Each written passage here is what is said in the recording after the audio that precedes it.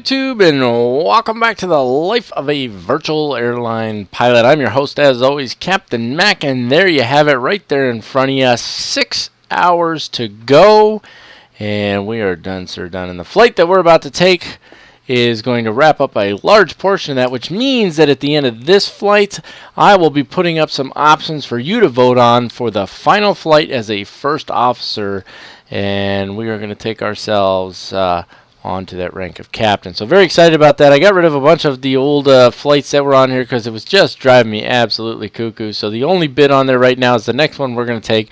And I chose this one for two reasons. One, because we need the time and it's a good long flight, and two, because it's almost 4 hours, and two, we haven't flown into Boise, so hey, why not? Let's fly into Boise. So I was kind of thinking about you guys. I thought, yeah, this would be the one they would pick. So that's what we're going to do. It is in the E175 again. Seems those are just about the only airplanes you can get a long flight in. But it is what it is. If anything, we've got 2 more flights in these, and then we can move on to bigger and better things like, you know, the PMDG 737 and the Aerosoft Airbus series and the FS Labs Airbus, and on and on and on the list goes. So without further ado, let's take a quick look at this here. I really want to get this flight done and get the vote out to you guys. That's what I really want to do. So I just actually posted the other video this morning where I explained that you guys wouldn't get the vote on that one, even though that was the original plan, and that you'd be voting on this one. I'm hoping to get this one edited and posted. Today's Monday, so I'm hoping to get this edited and posted by sometime tomorrow evening to give you this week to vote on it, so that this coming weekend I can do whatever flight you voted on. And the reason I talk about all that is because in a couple more weeks I'm going to be gone for almost a month.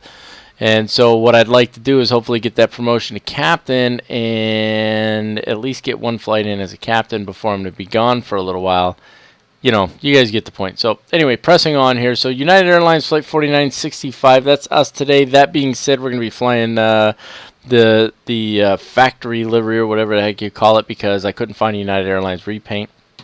ORD to BOI, Boise, departing 015 Zulu and arriving 0411. So as you can see, almost 4 hours in our E175 for us. 1,247 nautical miles, blah, blah, blah. Okay, there's your weather, but we're going to be taking it from Active Sky 16. We won't be dispatching from here, and we don't need charts from here. So why do we even look at this page anymore? Maybe we just need to stop doing that once we get promoted to captain. Either way, let's hop over to the website, fire up the A-cars, get things rocking and rolling. Let's get this flight on the way.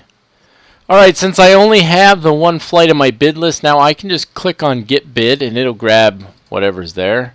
Bam, just like that. So I don't have to type it in or anything like that. So I guess operated by SkyWest. SkyWest didn't bother to paint the plane because they're cheap. That's what we're going with today. So it shouldn't be a problem. Just double checking. We are at ORD, and we are departing ORD out to BOI. Fantastic. 3 hours, 56 minutes. That I love. Let's go ahead and just grab a previous route really quick. Any day. Yep, there's only one in there. It's not the one we're going to be flying. Again, this route is just for, where's it at? For this map. Where's the map? There it is. It's just for this map. That's it. That's all, no more. Set up the flight. Let me pull that up over here. What did we say? I don't normally pop this up here. Oh, I got the hiccups going on. I'm going to be coughing here in a second. Flight level 300. I think that's kind of stupid considering how far we're flying, but we are really heavy to start with. So flight level 300, and then we'll have to step climb it later. So scroll this to 300.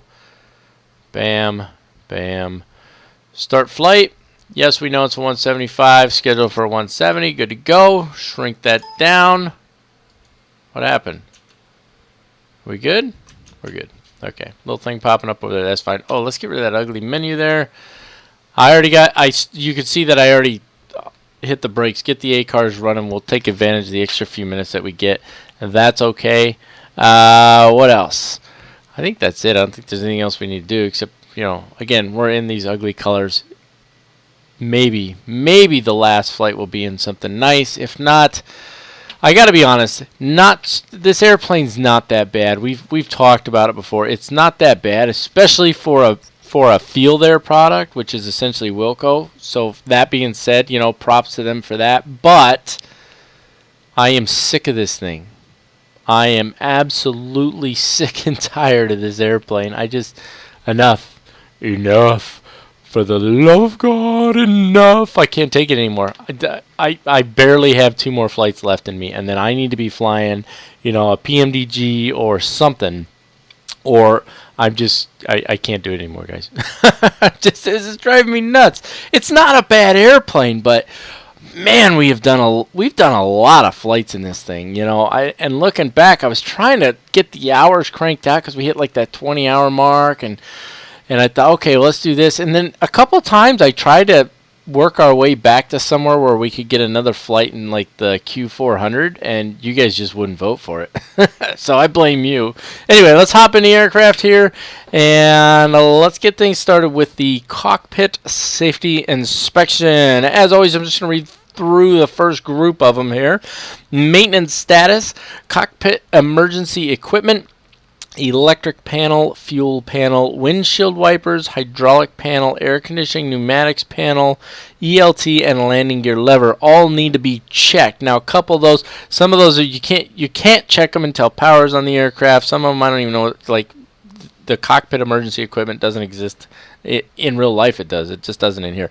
But like the windshield wipers, we want to make sure that those are in the off position, so that we don't scratch our windscreens when we put power onto the aircraft.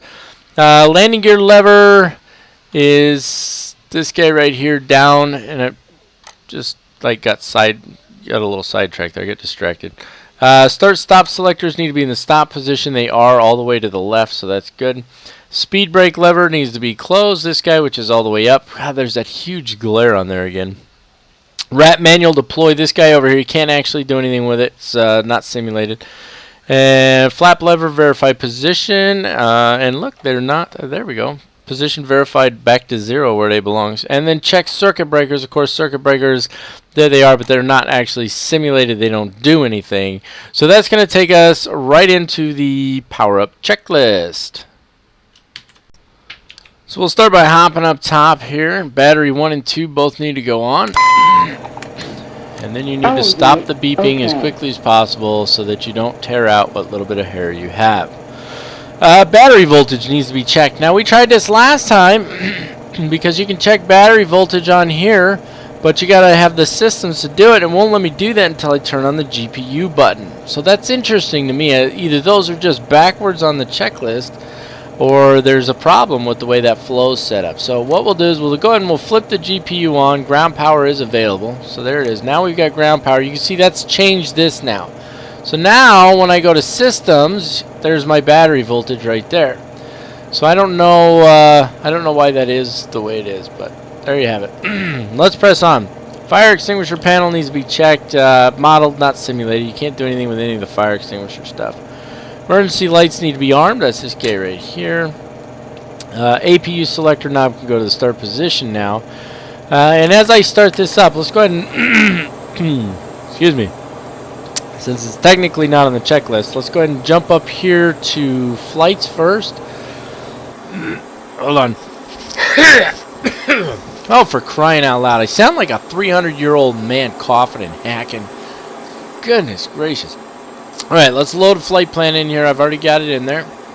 Load it. Remember, don't click find route. Don't move it. Nothing like that. Just click OK. And now the flight plan's good to go. And we also need to do our fuel and payload, which we're going to be taking a lot of fuel on this one.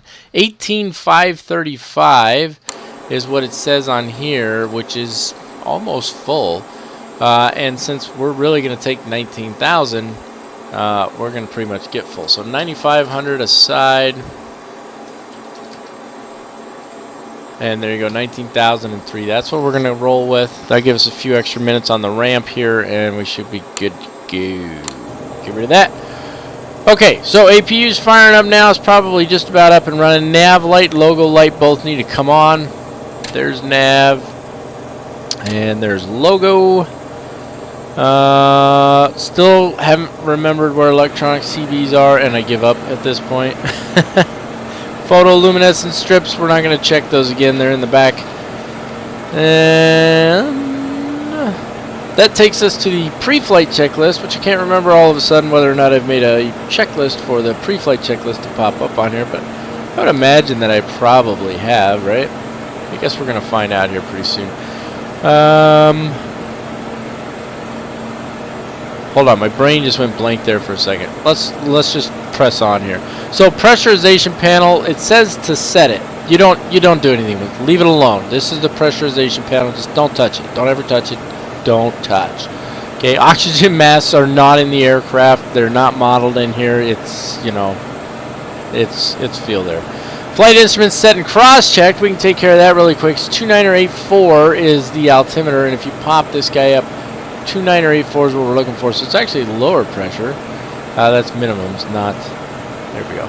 29084, and then cross-check just means make sure that it's on the other side as well, which it is. Let's see. You get out of the way. Why is that? I forget to take that little menu bar off of there. It's a little annoying. Thrust levers in idle, which they are. Fantastic. And parking brake needs to be on, which it is. Fantastic. Okay. That is going to roll us right into the before start checklist, which is where all the fun stuff happens. So trim panel set. Basically, all you do to set the trim panels, you want to make sure that the green arrow is in the green line. And I'm going to bring it up a little more because we're definitely going to be a little heavy during departure today. So there we go. Brought it up a little more. And then the fun stuff, the MCDU. So the first thing we should do, and honestly I think this should be done way before you get to this point, is actually, well, no, it looks like it already... See, now I don't understand that. I guess the IRS system or whatever just aligned itself. But either way, we still need to put our present position in there. You do that by clicking on the nav.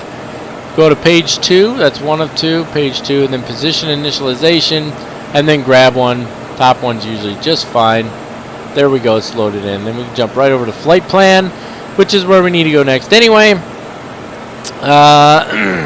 No, it's not. I don't like that. Yeah, it is. That's fine. Load FS flight plan. Easy peasy lemon squeezy. Does all the work for you.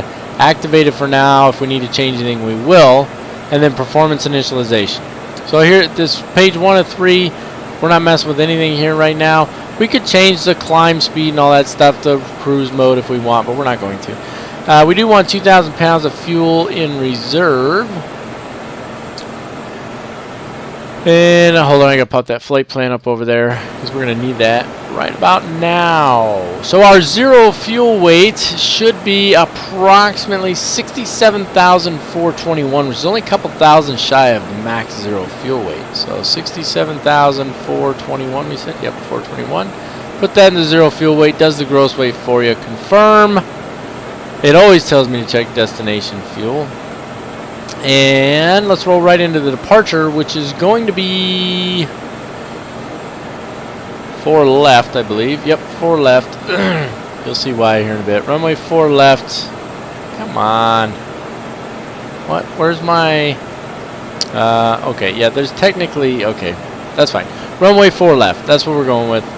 You'll see we're actually flying a sort of, somewhat, quote-unquote, standard instrument departure. But when I show it to you during the departure briefing, you're going to see why it's not, probably why it's not popping up in here. Because it's all VORs. It's all direct twos. So anyway, let's just press on for now because, yeah. Where are we at? Performance. We went through initialization. See, now I'm all out of my rhythm here. We're good there. I don't know why what performance data. Okay. Next page. Okay, takeoff. And this is where we're going to have to get some more information. Now, I've got the wind. Now you get a hiccup too. I've got the wind already. 045 3 knots. Put that in there. Elevation's automatic. Now, what we are going to need is we're going to need these guys. And I didn't check my gross weight. 86,430. So let me write that down, because otherwise we know I'll forget.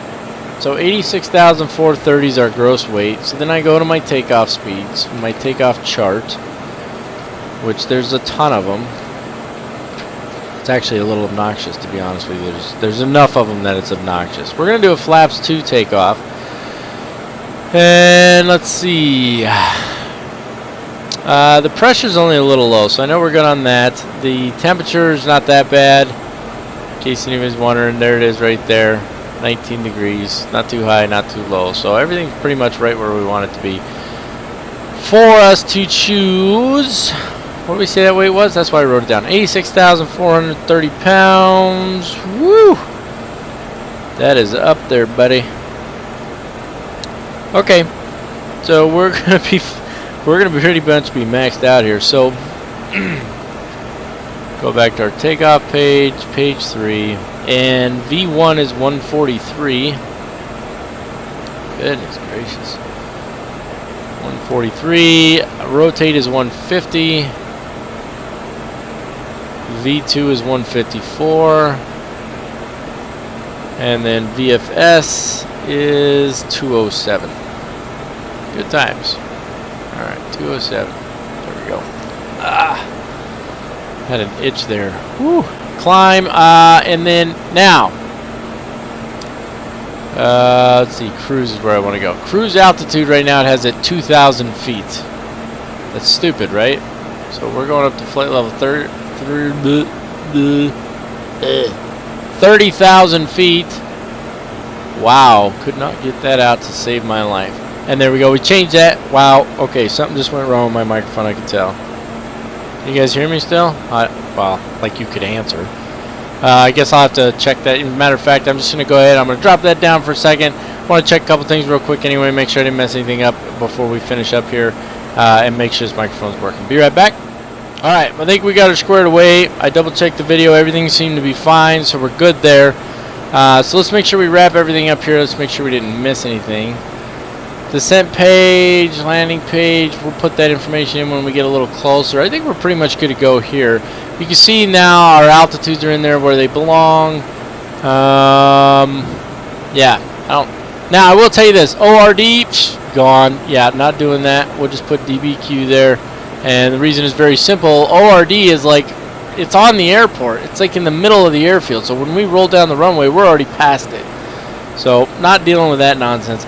And I think we've got everything set up for the MCDU here. I think we're good on that. So let's press on and see what comes next. Still on the before start checklist, by the way. Fuel quantity checked, and we know it's pretty much good to go. So there we go, because we put it in there. Taxi and takeoff briefing, that's going to be done during taxi, because that's how we do it. Passenger signs can be turned on. My computer's a little loud right now. Okay, doors and windows are closed and locked. Flight deck door locked. The thing to lock it's down here, but it doesn't actually do anything.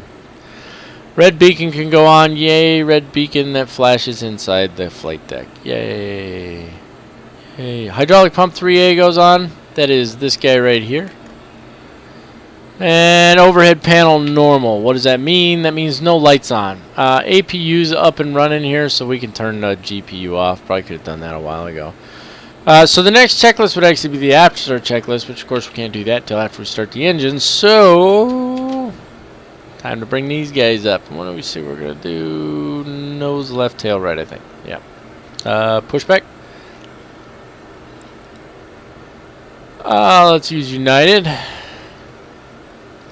Nose, left, tail, right. No, I don't want to start engines before. Let's pop this guy up real quick. Go over here and put on my information. We're going to need that and that. There we go. That one will be next. Well, if you're ready, then let's go.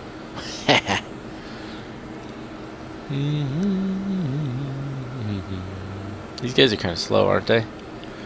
Just waiting on you, boys. Waiting on you. Well, lock that gear.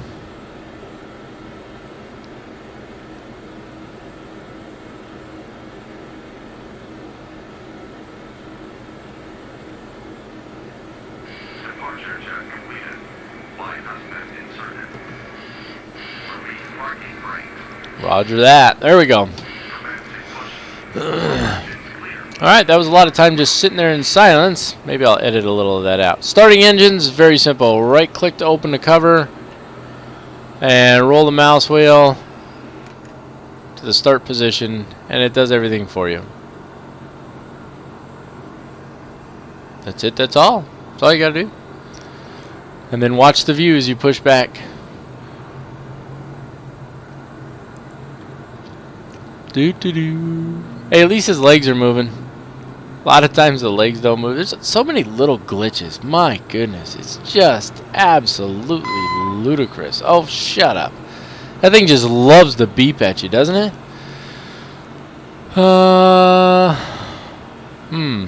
Yeah. Okay. Looks like we're just about stabilized there on engine number 2, which is good. So, should right click to close the cover, I suppose. And let's start engine 1. Same process. Very straightforward, very simple. And yeah. Alright. Waiting for that one to fire up and stabilize. Then we'll go into our after start checklist. There's JetBlue getting ready to take off over there. $50 says they take a runway that's not the runway we're taking. Either that or they're going to taxi in and run right into us. Because the AI is absolutely freaking retarded. It's unbelievable. Oh well. Anyway. Just about done there. Fantastic. Okay. Let me lower the seat just a little bit here and let's start getting a few things in order, shall we? Yes, sir. I will do that immediately. Setting the parking brake. There we go. Okay, let them do their thing. Let's go ahead and roll into this after start checklist. We can go ahead and set the flaps first. We said flaps 2. There it is, flaps 2. Flight controls need to be checked. That's this guy right here. Full left. Excellent. Full right. Fantastic. Neutral. Full up. Full down. And neutral, and then the rudder. Full left. And full right. And those things shouldn't be flashing at you. Neutral. Those are flashing just because of the, like you see this thing, right? See? Only when it moves does it flash. So the little glitching and stuff is what's causing that. Anyway, over to the map page there. Moving on. ICAS is checked. We're good to go. There's nothing on there. We don't need dispatch clearance. We do need to turn the APU off. Very simple. Roll it to off. And that's it. That is the after start checklist, which means we're getting ready to taxi out here. But of course, I'm going to check everything because, I don't know, I feel like I'm bumbling around a little bit. So I'm going to check a few things, make sure everything's good to go. And then we're going to start taxiing out, take care of our taxi departure briefing, and get ready to fly. Yeah, there we go. Alright, I know where I'm going. I suppose it's time that you do as well. Just remember as I start to taxi out here, there's the parking brake, taxi and departure briefing and stuff like that. Wow, that was annoying. Briefings are recorded separately from this, so sometimes I say things that you're like, wait a minute, that doesn't make sense. So anyway, just remember that, and yeah, here we go. So let's take care of taxi and departure briefings. Would you look at the insanity that is the ground chart for Chicago? I mean, it's already a large airport. There's a lot going on here, but oh my goodness, look at this. It's ridiculous. How are you supposed to find your way around here? I'm surprised they don't have a lot more runway and taxiway incursions at this airport. Or maybe they do and we just don't hear about it very often. For us, thankfully, it's not going to be too bad. Based on the wind, which is 045 at 3 knots, we're going to be taking runway 9 right. Now, primarily the reason that I chose 9 right is because I could take 4 left, I guess. 045. Yeah, I didn't. Maybe I'm just an idiot. I didn't even notice it there. Let's take 4 left instead. It's not going to affect our sit any, so we're going to take 4 left instead. I just now decided that because that's what we can do. It's a virtual world. So when we're over here on this side, so we're going to push back nose left, tail right, I think.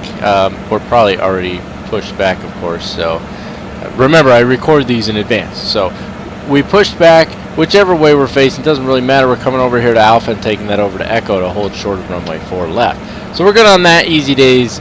But now let's take a look at the departure, because the departure gets a little crazy here now that we've bummed our way through that, by the way. So this is the only departure out of Chicago. Now some of you are thinking, what? The only departure? How's that even possible? Yep, that's right. This is the only departure out of Chicago. one departure. Now I don't know how they deal with this, but based on what I'm seeing here, you got departure control east, north, south, and they got a lot of stuff going on here. And then they've got all these VORs out here, and it seems to me what they do is they just give you a direct to a VOR. So for our flight plan, it tells us direct to ORD, which even in the inset and over here, you can see it's right on top of the airfield, so that doesn't make any sense. But after that, we're off to DBQ, which is this guy over here. And DBQ's off the chart, so probably what'll happen is, we'll just climb out runway heading, and then we'll bang a left and off we go, because we're not actually using ATC. So that's going to be our departure for today. So let's see if we can find our way over the runway without running into anybody. Alright, let's take care of this before takeoff checklist. First things first, as always, hit the takeoff config button, this little black one here. Takeoff, okay. And we're good to go. We need to check our brake temp. I think the reason we check the brake temp, I'm assuming, somebody correct me if I'm wrong, but if we have to do a rejected takeoff, we don't want the temperature on our brakes too high, because then they might light up. But it looks like they're good to go, so fantastic. ICAS checked, nothing on there, nothing to see. Landing lights need to come on. I never turn the taxi lights on because I'm a turd. Strobe lights are going to need to come on anyway. Let's turn landing lights, strobe lights on. Transponder needs to go to TARA. That's done on here by hitting radio. And then click it right here, TARA, and we're good to go. Also, last thing, we didn't do this before we taxi out. We need to set our altitude because otherwise we're going to be in trouble, right? So up to flight level 300. I'm surprised that's not on the checklist. I need to write that in. That's what I need to do. And then we'll set our initial speed. We'll just set it for, it'll only let us go to 215 because of the flaps, so no problem there. And we need to make sure we click FMS. You can see right now it says VOR1 here. When I click this little FMS button, then it goes to FMS, which means it's going to navigate via the FMS now. And then flight directors need to come on. Those haven't been turned on yet either. None of that stuff's on the checklist. Not sure why, but there you have it. Okay, track IR coming on. That is it for our before takeoff checklist. And yeah, so let me flip the page as we get ready to roll forward here. And of course the next one will be the after takeoff checklist. So let's get this show on the road, or rather get this show in the air, shall we? Come on, that was kind of funny, right?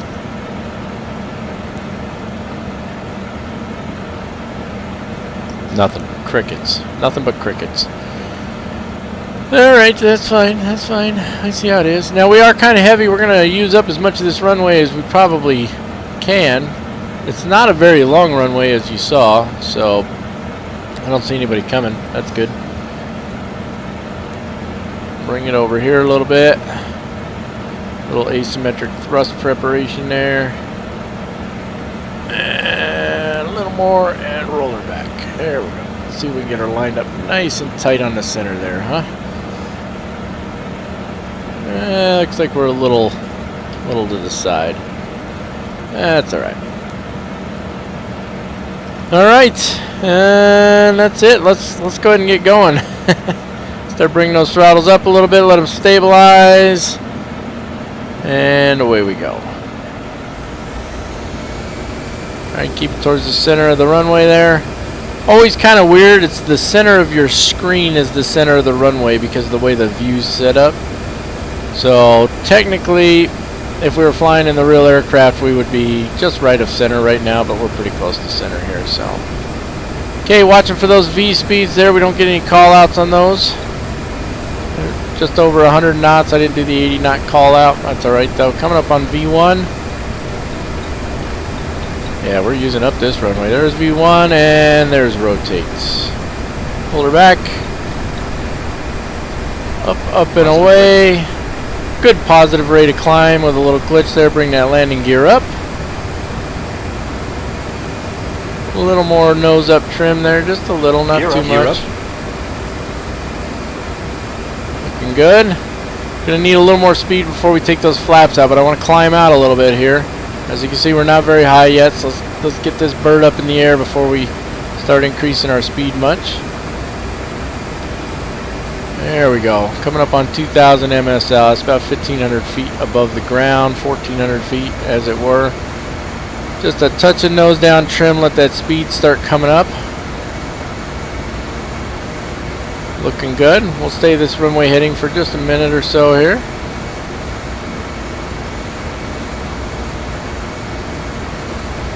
Couple of bumps, fantastic. And as we hit those turbulence, let's start a left turn here. We'll arm the L-nav. There we go. And we'll arm the V-nav. Maybe, if I can hit it. There we go.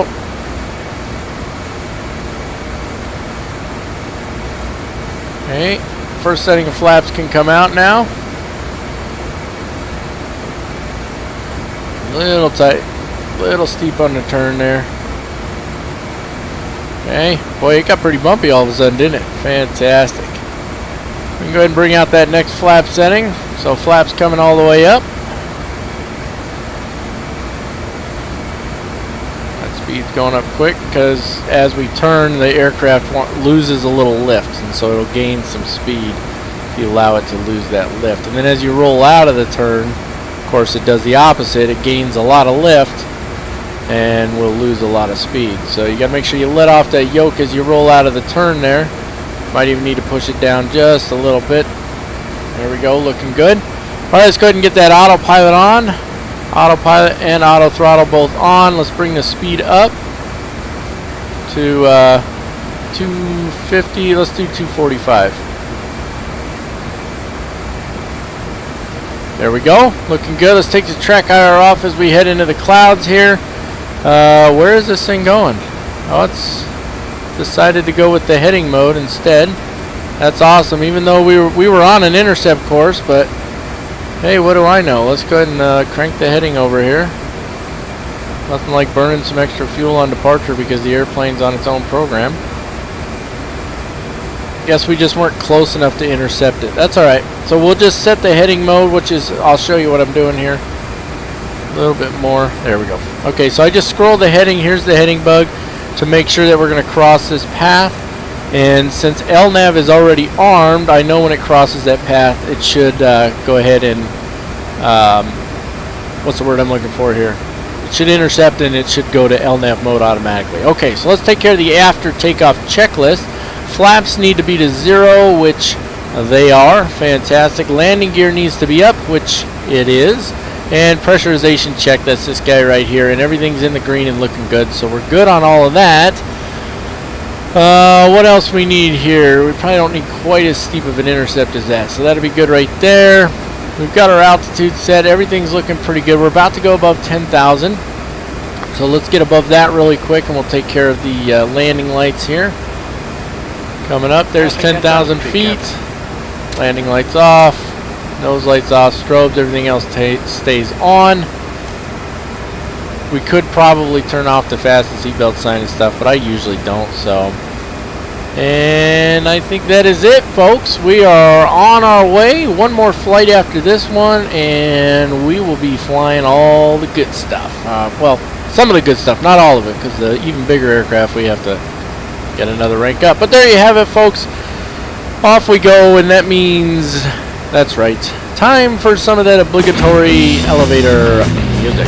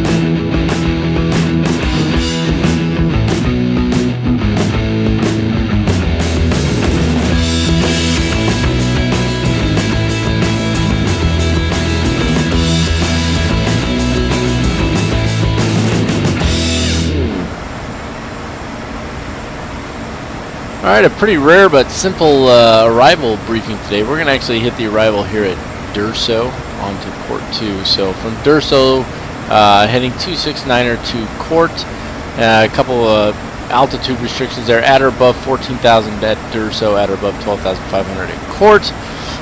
Same heading from there to Bowls, at or above 9,900. Short hop over to Erexi, at or above 9,600. And then depending on which runway we're taking, let's see, the wind's 289 at 15, so most likely we're going to be banging a left from Erexi over here to Little, at or above 9,000, and then on to approach from there. ATIS on 123.9er and a Big Sky approach on, let's see, what do we count as? I guess north, so 126.90. Alright, so as we roll off the end of that arrival, we're going to be heading over here to Toils for the ILS DME-28 right approach. Now, well, IS or localizer DME-28 right approach, I guess I could say that properly, because this and this are different approaches on the same chart, basically. This is precision, this is non-precision. There you go, okay. I said it. Let's see here. So over here to Toils, that's our initial approach fix. That's where we're going to come in at 7,000 feet. And then what's the difference between an initial approach fix and an initial fix? I get it that this is the initial approach point. I suppose that kind of makes sense because it's usually somewhere near the start of your descent. But what's the difference between this and this? Initial approach fix and initial fix. That's kind of weird to me. But anyway, from Toils to Zettel, then to Jolty and Zixip. I can really come up with some names for these things. And then White Up. And then on in from there. Pretty straightforward. A lot of high terrain, though. That's going to be probably the key here. Some high terrain, especially to our north here. But let's take a look at profile view. Runway, 3,048 meters. Plenty of runway to work with. Not a lot of lighting. And we have VASI lights on this one. Something we haven't seen in quite a while. A lot of happy lights out there. But this has VASI lights, which, for those of you who forgot, is the same as PAPI lights, but instead of being side by side, they're stacked on top of each other. The concept's the same, though. You want red and white, not all red and not all white. Pretty straightforward. 46 meters wide, grooved runway, 3-degree glide slope, and looks like touchdown zone's at 2,871 feet above sea level, and there's a bit of a gradient in it. Of course, still flat because welcome back to FSX for any of you who've been away. We don't need this because this is for the localizer DME. That's what these are. These are the distances and the altitudes you should be at if you're flying the non-precision approach, which maybe I'll have to fly one of those one day, but it's not going to be today, I can tell you that. Coming in at 6,300 at Jolty, started our descent just a little after that, 12.4 nautical miles from the, come on brain function, from the thing that we call, yeah, this thing, the localizer. From where the actual signal comes from. Good lord. Okay, let's wrap up this approach brief. This is getting ridiculous. Zig-zip on down in, White Up there. Still laughing inside about the names of these waypoints here. And then on into either the runway or the missed approach point. If we have to fly the missed approach, it's the 279-degree radial off of BOI VOR to Atoll and then climb to 6,000. What does that really look like? Well, basically you're just climbing straight out. I mean, we're at 280 degrees, so you bang a left, 1 degree and climb straight out to Atoll, which is 13.4 miles from the VOR, and then you enter a holding pattern. You know, I've always disliked the way they do this. To me, they make it more difficult than they need to. You climb straight out, but you got to do the teardrop entry for the holding pattern, when they could have just as easily made it non-standard, or I don't know, put the racetrack on the other side of it. But hey, what do I know? Maybe there's a reason for all that, but it is what it is. So take it up to 6,000 there, and you're good to go. What do we got? ATIS on 123.9, tower 118.1, and ground 121.7. That's enough talking. Let's go. Alright folks, as you can see, we're already on descent here, and technically you start the descent checklist once you're below 18,000 feet, but there's always more going on, so we're going to go ahead and start it now because we're descending down into these lovely clouds, and I want to be paying attention to other things when the time comes. So, first step for the descent checklist is to set the auto brake. We're going to go ahead and set it for low just to help us out a little bit. Landing data needs to be set. Now this is going to be a big one, obviously. We need to go into performance initialization page 3. Take our gross weight, which is currently 75,190, and then we got to flip all the way to the landing speeds. Got to find it now. Landing speeds page, and so 75,180. Let me write that down or I'll forget. 75,180. And then we got to find that weight in pounds, which we've got 75,000 even or 77,200. Now I have no doubt that we're going to burn off 180 pounds here pretty quick. So we're going to go with the 75,000, and we're going to be going with flaps full, which puts our VREF at 126. So we'll go back here to the landing page, page 3 of the landing page. VREF 126, that's what I said, right? Yep, 126. I had to look again. So 126, and then approach speed is 5 knots over that, so 131 for those of you who aren't quick with the math. And then VAC for us will be a flaps 4 VAC, which is 141. And then VFS is 193. 193. There we go. And then let's go back to the previous page. No, this page. Page 1. And our wind, let's just go ahead and pull it up right now. 289 degrees at 11 knots and 2986. Change this here. So 289 at 8. That's what it said, right? 8. How can I forget that fast? 11. Where'd I get 8 from? 2986. That's why. 289 at 11 knots. So 289/11. There's our wind. That's going to tell us what we're looking at. We've already gone ahead and programmed in the arrival. There you have it. Of course, we've briefed the arrival and the approach. So we're good on all of that, and I think that's it. Oh, wait a minute. Oh, 14. I thought that said 4,000 at or above. I was going to be like, we're going to be in the ground at 4,000 feet at Durso. Okay. Looking good there. And I think that's it. So that takes care of the descent checklist, does it not? Altimeter set and cross-check. That'll be done once we get below 18,000 here shortly. 2986. We'll set it to the field setting. And that's it. So I'm going to descend down into the clouds here. I was kind of hoping we'd reach the clouds before I wrap this up. I want you guys to see the transition. How close do you think we are to those clouds? We're getting pretty close. Let's see, we're 75 miles out from the airfield right now. Yeah, we can hang around for a minute. I'd like you guys to see the descent into these clouds, because with Active Sky 2016 and the Active Sky Cloud Art, I think the transitions are really good. Now, that was one of the purposes behind soft clouds. Rec soft clouds was to help with those transitions and stuff. And sorry, I had to take a drink there. Rec soft clouds with my Active Sky 2012, which I had previously, worked fantastic. I didn't have any complaints about it. And a lot of folks like to use Rec soft clouds with Active Sky 2016, and that's fine. I don't have anything against that either. I think that's fantastic. But I think that the Active Sky Cloud Art does a little bit better job of transitioning in and out of the clouds and so on. And so I kind of, like I said, I'd kind of like to hang here because we got nice solid cloud cover. I mean, that's beautiful. Out as far as you can see, great cloud cover. And you can see, so we're coming up on just a little wisp of cloud here, but watch as we kind of roll into it. It doesn't just blink away, or at least normally it doesn't. Now watch, it probably will now. You see, you transition through it. There we go. That's what I wanted to see. It looks absolutely wonderful the way it works. I really like it. I think they did an excellent job with it. I tell you what I would like to see. You know, you look at the light outside right now, and it's getting towards the evening time and so on. As we descend into these clouds, of course, everything will turn gray, but when we're below them, it'd be great if everything was darker. You know, because obviously the clouds block a lot of light, and that'd be fantastic. But yeah, there you see it again, just kind of transition through. So you hit those gaps in the clouds, and then as we get a little lower here, Eventually what'll happen is it just all goes completely gray. 29086 is what we need on that. So let's go ahead and bring that down.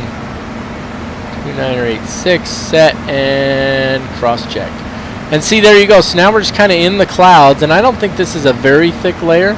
But see, we hit that little gap there, and I think that's fantastic. I really do. So let's just give it a minute here. Boy, it got a little choppy though, didn't it? Well, I'm trying to move around a lot though. And let's just... oh, really? 8 cars right now? Well, you guys haven't seen this in a while, have you? 133.60. There we go. Here I'm trying to show cloud transition. Instead, you get to see how to do the away from keyboard check on 8 cars. But there you see now, as we get in here, it's completely grayed out. And hopefully this isn't too thick, and we can just kind of slide out of the base of the clouds here in a minute. Yeah, it might be thicker than I anticipated. I didn't actually look at the ceiling, so. But anyway, you guys get the point. It's pretty smooth transitions. I think they did a wonderful job with them. I really like them. So some folks don't. What is that saying? Oh, ice conditions. Ooh, ice conditions. Sweet. So let's turn on our anti-ice. I gotta find it now. This will be the first time we used it. Cross bleed, bleed. Where's the anti-ice? Oh dear me, we're gonna crash and die because I can't find the anti-ice on the aircraft. Here it is, up here. Dirt, engine 1. I just turned it off. It was on auto, so why is it... everything's on. Remember, dark cockpit concept. It's all on. Maybe this is already telling me. Okay. Oh yeah, so it's telling me the valves were open, and it's just telling me that we're in icing conditions and stall protection ice speed. So what it's going to do is it's going to speed up just in case there's some buildup of ice on the wings. Oh, there's that kind of transitioned out. Okay, we got some rain going on there. Oh, there you can see it now. You can just see some breaks in the clouds. You see how that is? We didn't just snap out of them all of a sudden. All right, we're going to be on final approach here shortly, and we need to take care of a couple things. We need to put in our radio frequency. Go to radio nav 110.15. Put that right here, and then click here to switch it, and we're good to go on that. And let's go back to... you'll see that I changed our landing speeds here because of the icing and the temperature. Now, the temperature's gone back up a little bit, but I didn't want to risk it. So we changed it. It's a little bit higher now because I used the chart for the icing conditions, just in case the temperature drops a little again or something on short final, something like that. We don't want to be messing around with it. So we're good on that. Let's see. Let me pop this guy up over here. And our final approach course is 280 degrees. See, it doesn't let you mess with the course when it's in this mode, does it? Okay, so we'll put the heading to 280. There we go.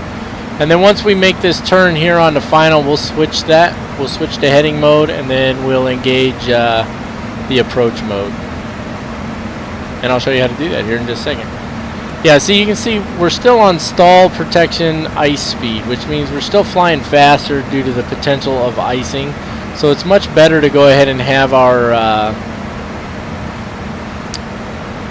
hold on, I just got distracted because I swear it looks like we're too low, but I guess we're not.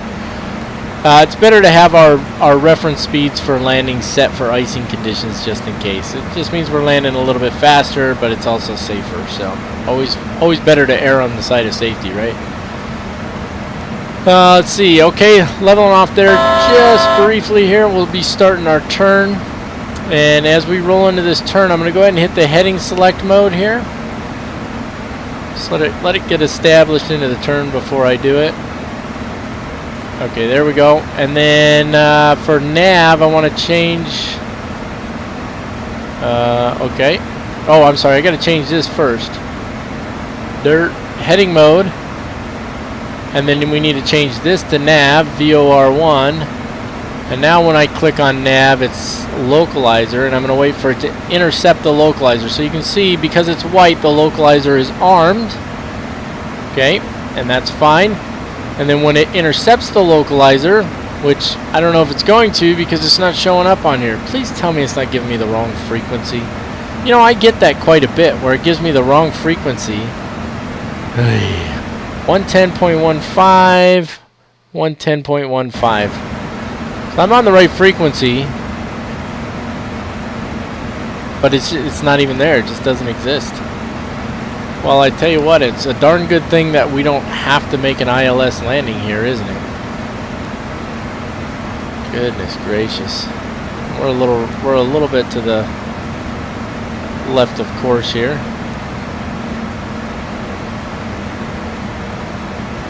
Well, we might as well go back to the FMS mode and LNAV. It's going to level off here, and we're above the glide slope. Beautiful. Just got to love it, right? Okay. Let's turn the autopilot off. Autopilot. We'll leave the auto throttle on for now. And let's start descending. In fact, let's turn the auto throttle off as well, because we need to slow way down. So you can see how high we are here. Shocker, Captain Mac high on approach. If you can't tell, the lights are white. We're way too high. We're way above the glide slope. And the fact that this runway starts beyond this one and the lights are white on that one too, that tells me that we're extremely high. So let's go ahead and bring out the spoilers here. First setting of flaps can come out. And gear can come down. Boy, I do a lot of this, don't I? Sheesh. I don't understand why. See, now all of a sudden the localizer and stuff is on there, right? No, that's for the LNAV. What happens if I switch it back over? See, it's just crossed out. It's not even there. Okay, let's go ahead and bring those spoilers back out, because there we're on. You can see we're coming on the glide slope quickly. There we go. Okay. That's alright. We'll get her in there. Not a problem.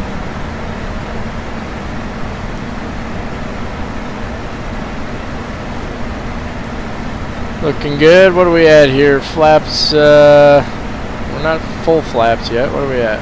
3? Yeah, it looks like flaps 3. We're on glide slope now, so we're looking good there. Let that speed keep bleeding off a little there. Remember, our VREF speed is 132, so 137 is our approach speed. So we got a little ways to go here yet. But we're looking good. Let me arm those spoilers. Never seems to work, but we'll arm them anyway. Little chop there. A little bumpy coming in here, isn't it? Alright, looking good though, looking good. Just a little steep on the approach. Full flaps now.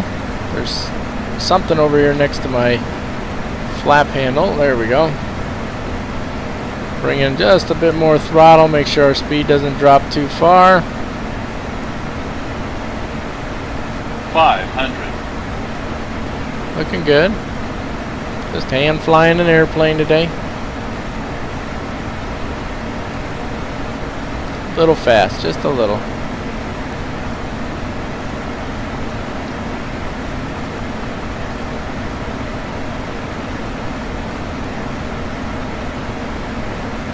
Oh, this is easy days, folks. Approaching minimums. Thank you for that. Continue. We're right there. Minimums. Little high on the speed, not bad though. Just a little high. 100. Easy days. Here goes.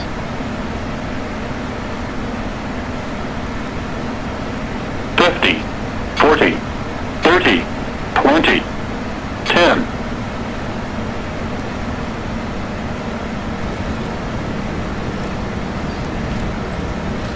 Welcome to Potato Country.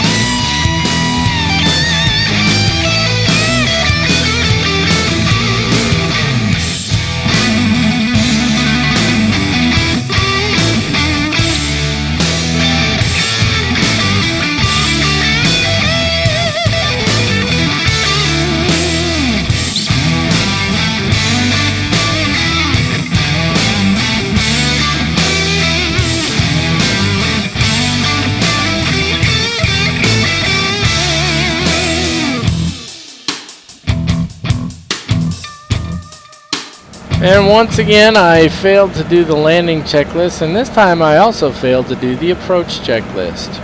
You know, the thing is, it's not just that I'm doing the work of 2 pilots here, but when the aircraft isn't, like, it never picked up the localizer or the ILS, even though I have the frequency tuned in. I don't understand.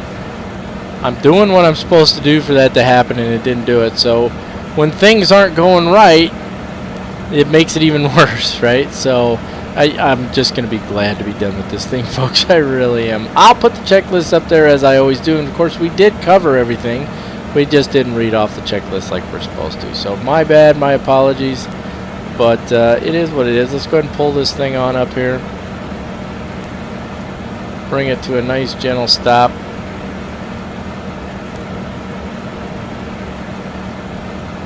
There we go. Turn that track IR off. See if that jetway will work. Oh, the jetway's working. That's like a first time. I can't remember it ever working with this thing. Let's go ahead and turn off that engine since they're pulling it up over there. And let's take care of our parking checklist. Parking brake needs to be on, which it is. It says on, then off. I don't understand that. But anyway, start, stop selectors both go to the stop position. We never did turn on the APU, so that's just going to kill the power. We're on batteries right now. We didn't turn off landing lights. But boy, I'm just a soup sandwich on this one. Strobe lights can go off. Hydraulic pump 3A can go off. That thing will not stop beeping at us, of course.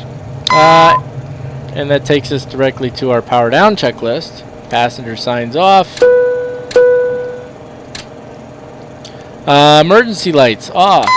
There's the dinging again. That never stops. GPU, APU off. We never turned them on. Batteries 1 and 2 off.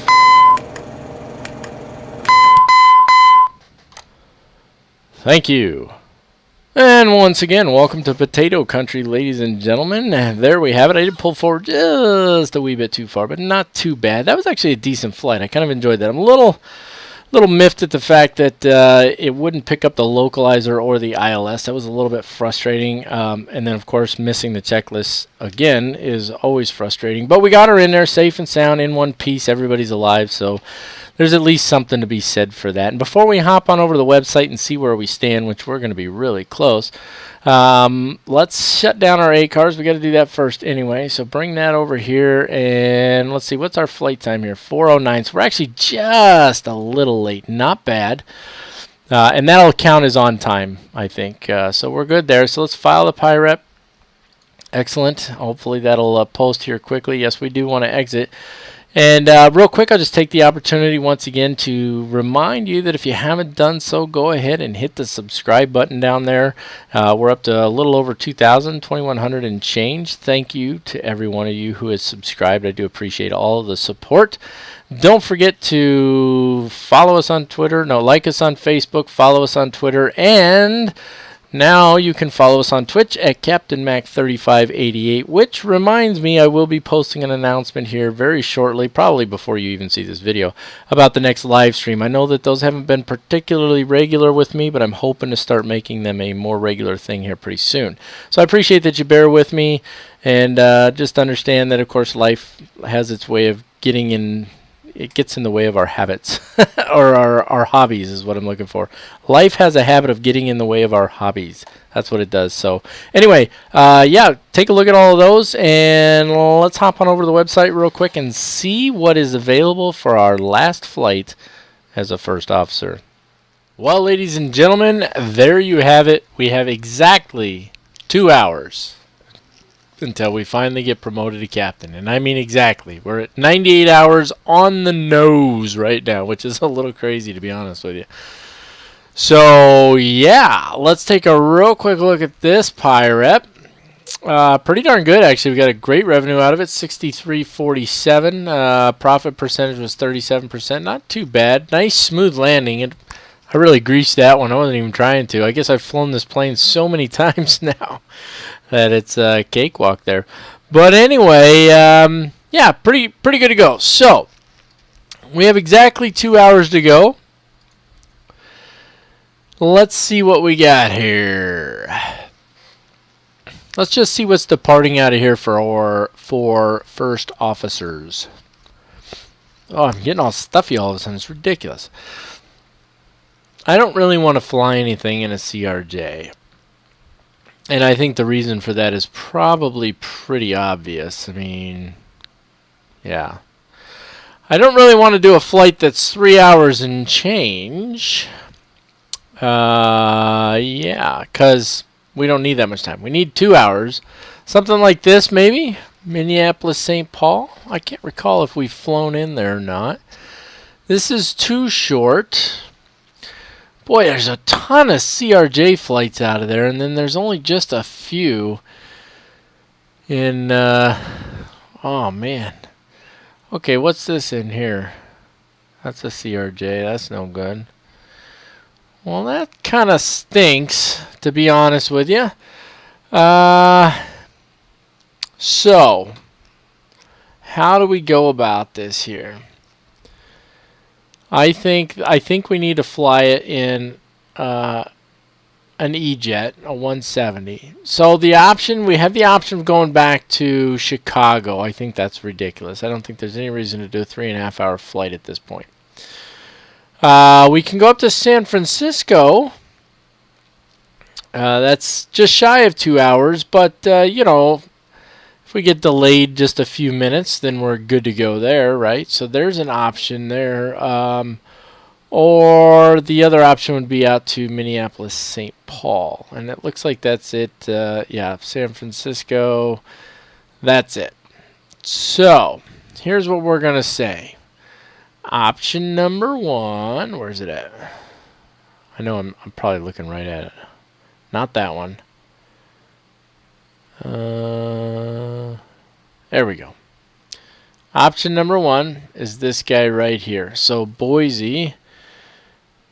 I'm writing it down or I'll forget. I got to put it in the description down there. Boise to San Francisco in the 170 again. Or we can go to KMSP.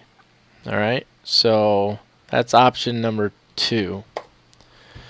And I suppose we could say, just for tickles and grins,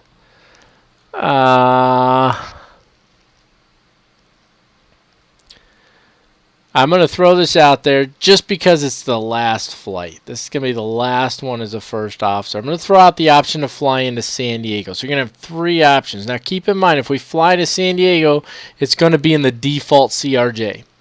I'm not flying that piece of you-know-what again. So we can do the default CRJ to San Diego. We can do the E170 to San Francisco. Or we can do the E170 to, or it's going to be the 175 for all of them, to KMSP or Minneapolis, St. Paul. Those are your 3 options, folks.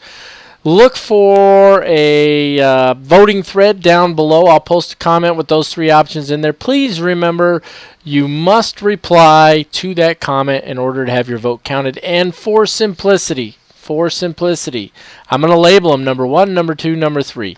And that's all I want you to put. Number 1, number 2, or number 3. If you have any other comments or anything like that you'd like to add, please make a separate thread for those and keep the voting thread as simple as possible. And that way it's easy to count them up. And when we finish that flight, we are done as a first officer. We will finally have that promotion to captain that we've been chasing for a long, long time. So, until next time, ladies and gentlemen, as always, keep the blue side up unless otherwise instructed by ATC. God bless you all and have a fantastic day.